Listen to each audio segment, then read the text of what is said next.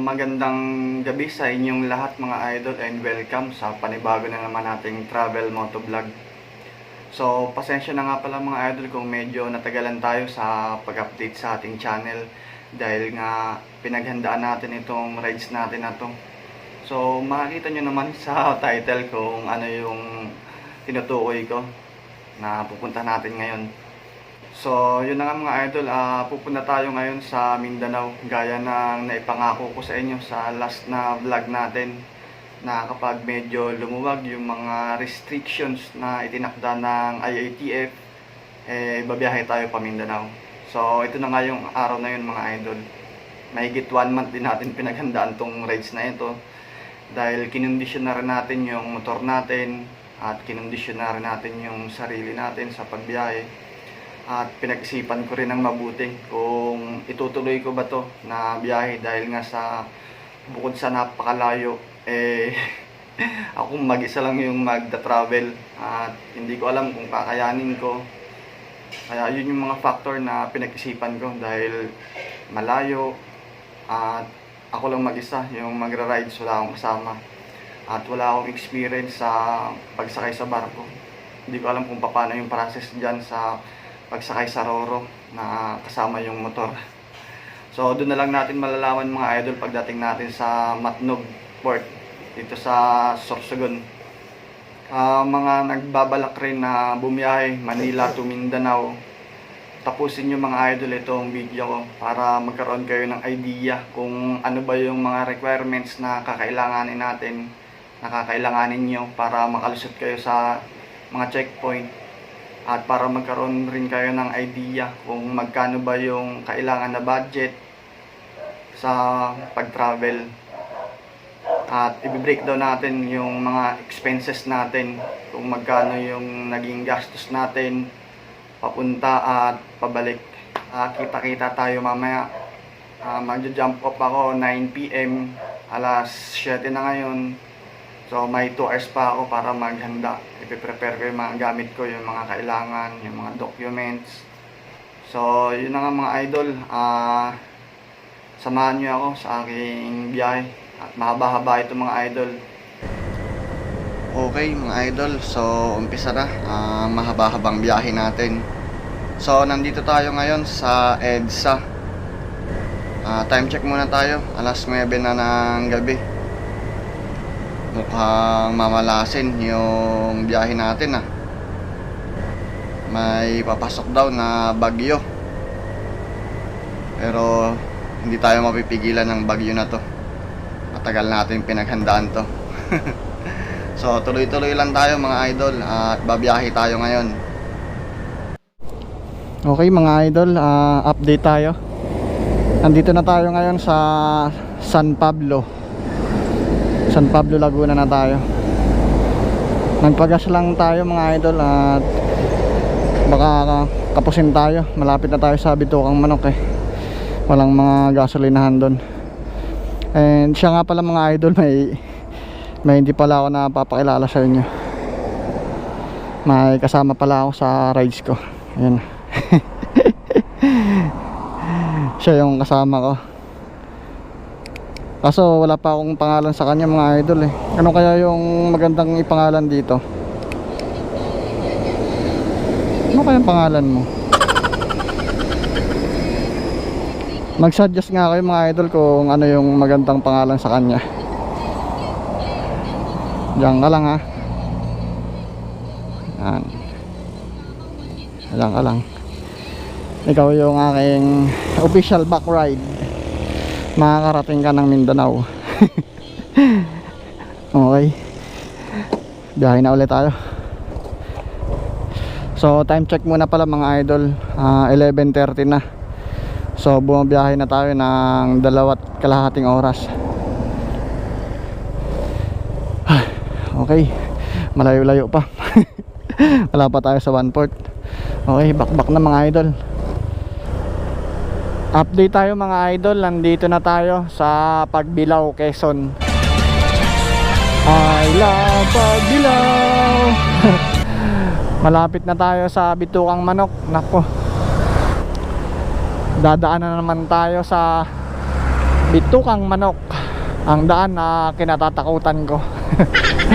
Hindi ko alam mga idol, pero pag dumadaan talaga ako dyan, parang ang bigat-bigat ng ng motor ko. Hindi ko alam kung anong meron dyan. Galing ako dyan noong last December 2020. Dumaan ako dyan nung umuwi ako ng Bicol.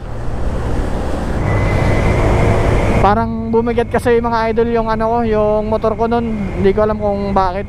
Hindi naman flat, pero yung ramdam mo na may nakaangkas ba, parang ganun. So update ko kayo mga idol pag paakyat na tayo sa Bitukang Manok. Yun. Papunta na tayo mga idol sa Bitukang Manok. At ito na naman, nag-uumpisa na naman akong kabahan.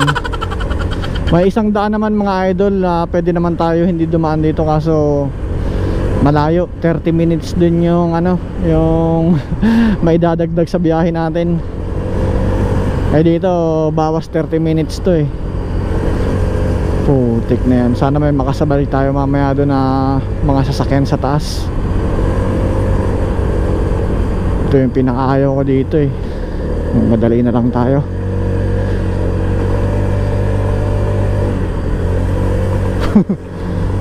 Ay nako.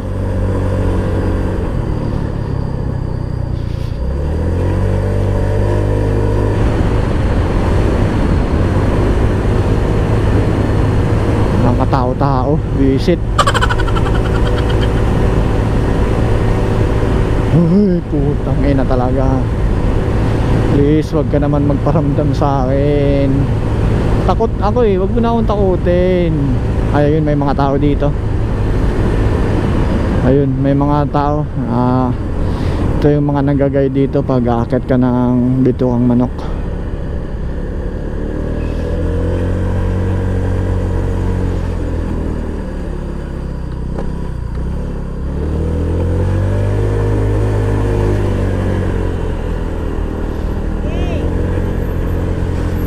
May mga tao dito ngayon na nagka-guide. Pero pag akyat natin doon sa taas, wala na. Dito na. Dito na magsisimula yung kalbaryo natin, putek. Uy, nako. Sana may mga makasabay naman tayong sasakyan. Uy, nasiraan sila oh. Huwag naman sana mangyari sa atin yan dito. Naalala ko na naman yung napanood ko sa Rated K, yung may nagpapakita daw dito na white lady. Putek, bilisan na lang natin. Putek na, ito na naman. Nandito na naman ako.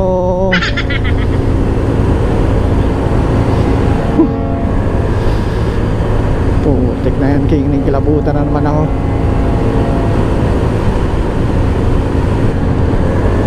Yan, buti may mga nakakasabay tayo, nakakasalubong tayo mga sasakyan.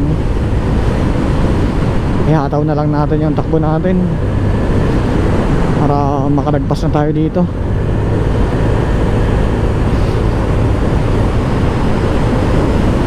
Yun, may kasabay tayo. Buli natin.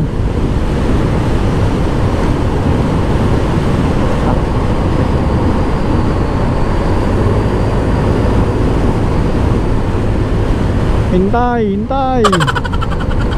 Pasabay ako. Buti may mga sasakyan ngayon, hindi tulad dito nung dumaan ako dito nung December. Talagang ako lang yung nadaan. Sabay tayo dito sa sasakyan para may kasabay tayo. Buntutan lang natin to.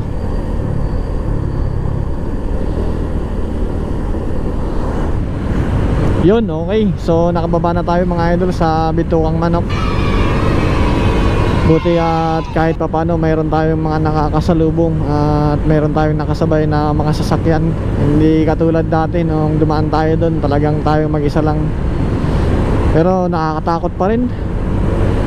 Nakakilabo talaga dumaan dun. So okay mga idol, update ko na lang kayo mamaya ulit. At wala rin naman gaano makita ang view ngayon dahil gabi pa. Pero time check muna tayo, alauna na ng madaling araw.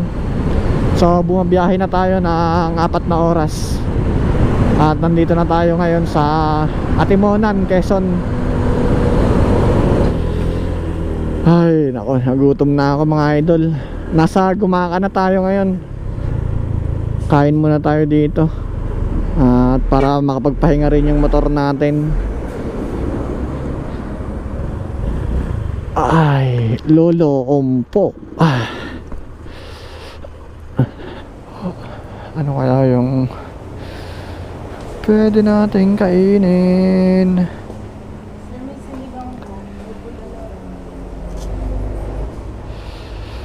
Ay, mami na lang. Ito po, isa.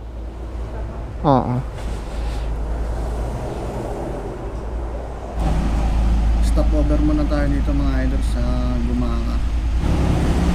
Pahinga muna natin yung motor natin, baka mag-overheat na. Mahigit 4 na oras na rin tayo nagmamanayin. So far mga idol, hindi naman tayo inulan ngayon dito. Hanggang dito sa Gumaca, hindi naman tayo inulan. Kanina sa bandang Manila, medyo umambon. Pero nung nakalabas na tayo sa NCR, wala nang ulan. Pero inaasahan ko mga idol na uulanin tayo pagdating natin ng bandang Matnog na. Kasi yung bagyo pasalubong sa atin yung bagyo. Kaya uulanin tayo sa bandang Matnog at pagpasok natin ng summer. Pero ready naman tayo mga idol, dala natin yung kapote natin, kaya walang problema. Okay, tapos na tayo pahinga mga idol. At babiyahe na ulit tayo. Oy, OBR, ang ating back ride. Okay ka lang ba dyan? Kapit ka lang dyan at malayo-layo pa yung biyahe natin. Ha? Suggest kayo mga idol ng pangalan ng back ride natin. Hindi ako mag-isip na pangalan niya eh. Diyan nga lang. Ay, nako. Nakakapagod din. Nandito pa lang tayo mga idol sa Gumaca.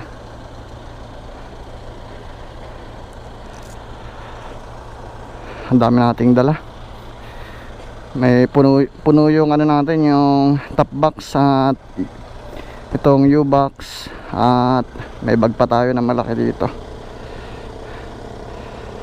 Okay, biyahe na ulit.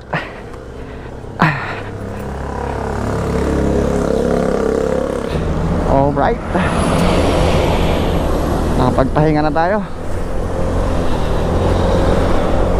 At napahinga na rin natin yung motor natin. Tuloy ang biyahe.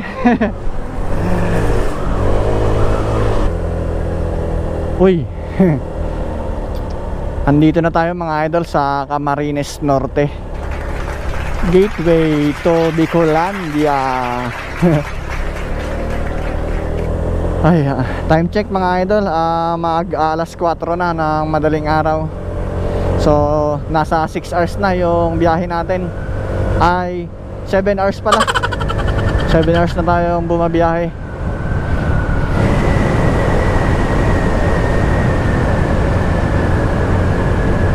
After nito mga idol, hindi na tayo babiyahe ng gabi. Puro day ride na lang tayo. So aasahan natin mga idol na 3 araw yung babiyahiin natin bago tayo makarating dito sa Mindanao. Mag day ride lang tayo, lalong lalo na dito mga idol sa bandang Visayas at dito sa Mindanao. Hindi natin kabisado yung daan at hindi rin natin kabisado yung mga kasalubong natin doon, hindi natin alam. So ito na ata yung unang checkpoint na madadaanan natin. So mag prepare na tayo kung ano yung mga hahanapin sa atin. Hindi. Hindi to. Animal quarantine to. Hindi pa dito yung checkpoint. Nandito na tayo mga idol sa Camarines Norte. At so far wala pa naman tayong nadadaanan na checkpoint. Matnog 342 kilometer. Malayo-layo pa. 342 kilometers pa mga idol. Ay nako, medyo inaantok na ako at masakit na yung puwet ko. Nako, lakas ng trip natin ngayon. Mindanao ride. Ang lakas ng trip mo.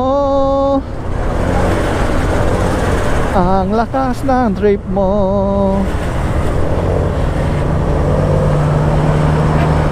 So yung una nating pupuntahan mga idol sa Mindanao, yung target destination natin sa Mindanao ay dito sa Surigao del Sur. Pupunta tayo dito sa Britannia Group of Island at sa Enchanted River. Sa nakalimutan ko yung pangalan ng falls. Ito yung sinasabi nila na Niagara Falls ng Pilipinas. Anong falls ba yun? Nakalimutan ko. Bahala na. Mamaya sabihin ko pag naalala ko kung ano yung falls na yun. Nawala sa isip ko. Basta yun, pupunta tayo sa falls na yun.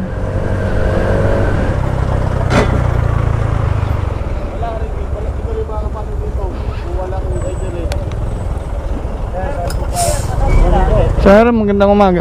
Saan papunta, sir? Sa Mindanao po. Mindanao. Opo. Cancel po ngayon, sir, ang mga tawid dagat, sir. Ano po? Cancel po yung mga Cancel ngayon? mga tawid dagat. Kasi may advisory text kanina alas 12. Yung mga tatawid ng dagat, hindi mo natin makapasok dito sa kanso. Yung mga yan, puro yung mga tawid dagat.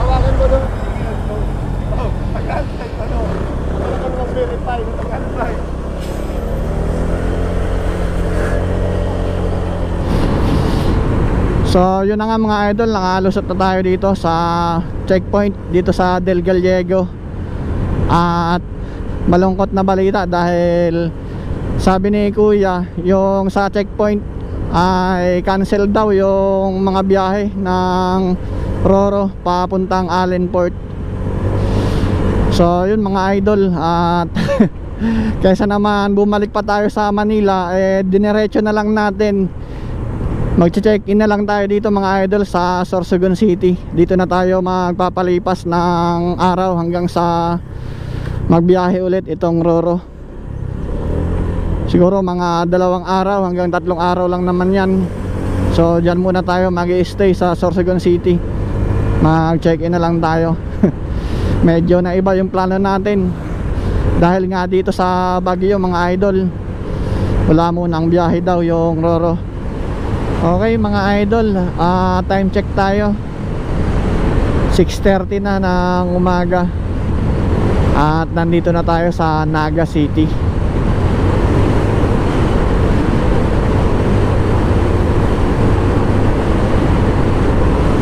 Medyo sumasakit na yung katawan ko. Naantok na rin ako mga idol. 9 hours na rin tayong bumabiyahe. At babiyahe pa tayo ng 3 hours pa papunta dito sa Sorsogon City. Bali dyan tayo magpapalipas ng gabi dahil nga cancel yung mga biyahe ng Roro papunta dito sa Allenport. Kaya dito na muna tayo mag-check-in.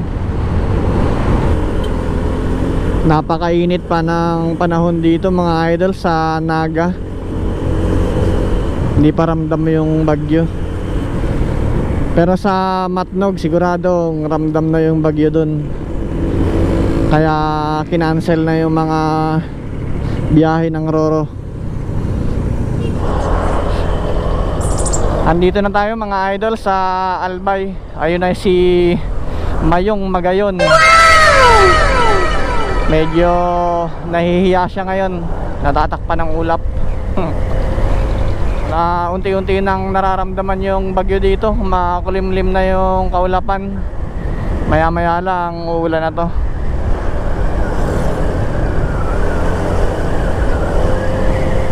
Nagugutom na ako, hindi pa ako nag-aalmusal. Time check tayo mga idol, alas 8 na ng umaga. So 11 hours na tayong bumabiyahe. Masakit na ang katawan ko, pumipikit-pikit na ang mata ko. Ay, sakit ng katawan ko. Pahinga muna tayo mga idol at medyo nangangalay na yung puwet ko at mga pa ako. Ayun yung Mayon Volcano mga idol, oh. Natatakpan siya ng ulap, medyo makulimlim na. Nagpaparamdam na yung bagyo dito. Ano Airblade, okay ka pa? Kumusta na kaya yung back ride natin? Hello? Ano? Okay ka pa ba dyan? Wala pa tayo sa kalahati. Andyan ka lang. Ano ba pangalan mo? Wala akong maisip na pangalan. Ano kaya ipapangalan ko sa'yo? Kapagod din.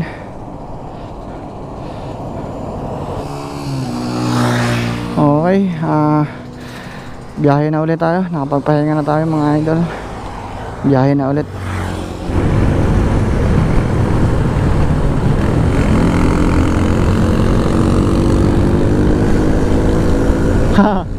Walang helmet ang putek.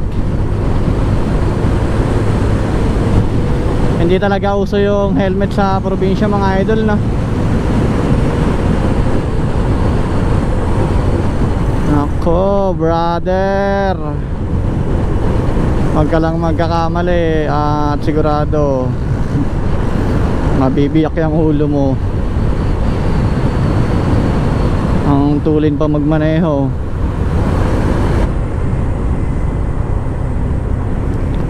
Uy, andito na tayo mga idol sa Sorsogon City.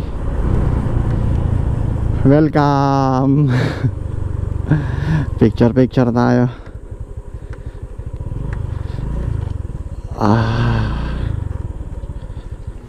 Okay mga idol, nandito na tayo sa nakuha kong room.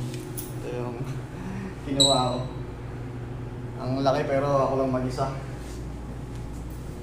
Hindi na ako nakapaghanap ng medyo mas mura na lodge kasi wala na akong time. Sobrang pagod ko na, sobrang antok na. Kaya kung ano yung una kong nakitang lodge, yun na yung kinuha natin. Nag-check-in tayo dito na 24 hours. Yung back ride natin na yun, mas nauna pang humiga. Mga idol, suggest kayo ng pangalan ng back ride natin. Wala pa siyang pangalan. Sige na, matulog ka na dyan. So mga idol, bukas maaga tayo gigising, madaling araw tayo aalis, and hopefully na mayroon ng biyahe ang Roro papuntang Allenport. So may 2 hours pa tayo na babiyahin from here sa Sorsogon City to Matnog Port. May 2 hours pa tayo na babiyahin, kaya maaga tayo bukas gigising. Siguro mga 4 or 5 AM tayo aalis. Ngayon magpapahinga muna ako, magre-recharge muna ako. At talagang nabugbog yung katawan ko sa biyahe. Matagtag yung daan sa Cam Norte. Grabe yung daan doon. Sa Cam Sur medyo may improvement siya. Medyo maraming mga ginawa na kalsada doon na bago. Binungkal nila yung mga sira at pinalitan nila ng bago, kaya medyo maayos yung daan. Sa Cam Norte lang yung medyo matagtag talaga. Walang pagbabago, walang improvement. So yung room na to mga idol, nakuha ko siya ng 24 hours na siya. Ano, malaki siya. So paano mga idol, bukas na lang uli. At babalikan ko kayo. Magpapahinga na ako.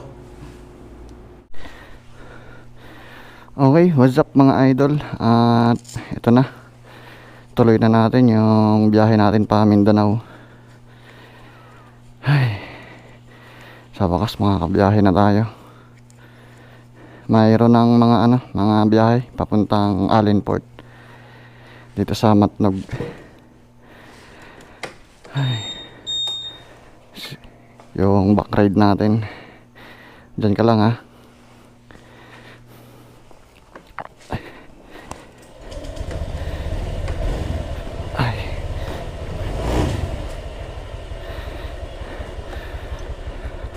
Bali, dito tayo nag-stay mga idol. Diyan na sa Asia Novo Hotel. Siya nga pala mga idol, 2 days pala tayo na stranded dito sa Sorsogon City. 2 araw kasi walang biyahe yung yung Roro dito sa Matnog Port. Kaya 2 araw tayong nabakante. Sobrang boring. 2 araw tayong tambay dito sa hotel. Wala naman tayong magawa kundi manatili lang dyan dahil umuulan din dito mga idol kaya hindi tayo makagala noon. Panira talaga to ng lakad itong si Bagyong Dante mga idol.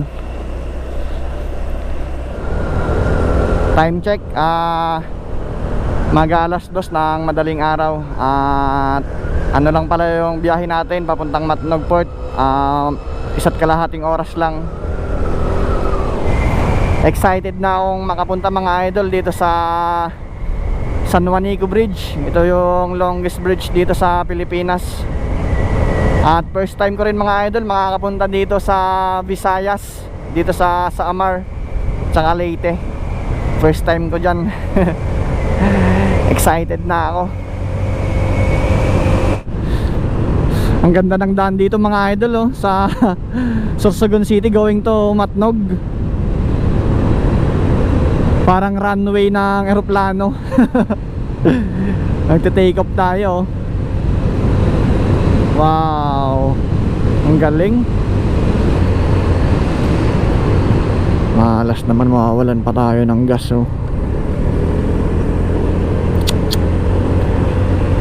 Wrong timing. Hindi tayo nakapagpagas kanina sa baba. Pawala na yung gas natin. Ay nako, sana umabot yung gas natin. Hindi tayo pwede mawala ng gas dito mga idol. Nandito tayo sa taas ng bundok. Walang mga kabahayan dito. Ako naman, bakit hindi ako nag-gas kanina?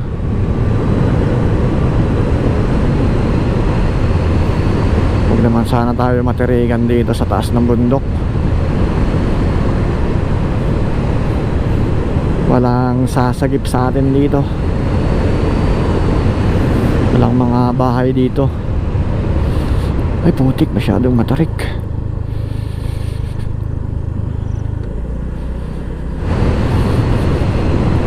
Ay naku, putik na yan, nakakatakot. Nakakatakot dito mga idol. Walang kabahayan talaga. Grabe. Okay mga idol, nandito na pala tayo sa Matnog Port. At loading na yung Roro na sasakyan natin. Ito Santa Clara. Hindi ako nakapag-vlog kanina mga idol sa pagbayad ko dito sa mga binayaran natin.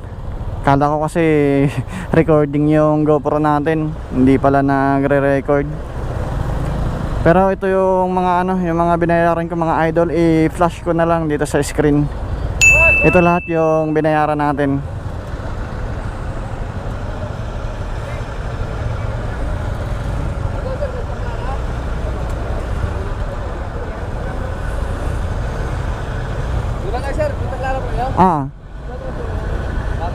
Saan po?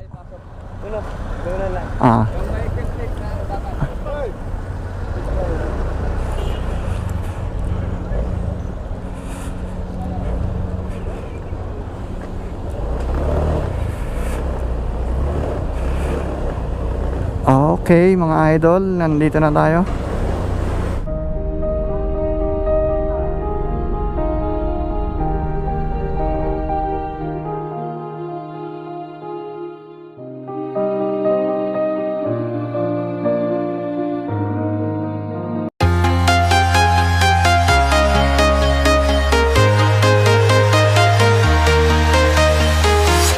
I'm walking alone, the streets are empty.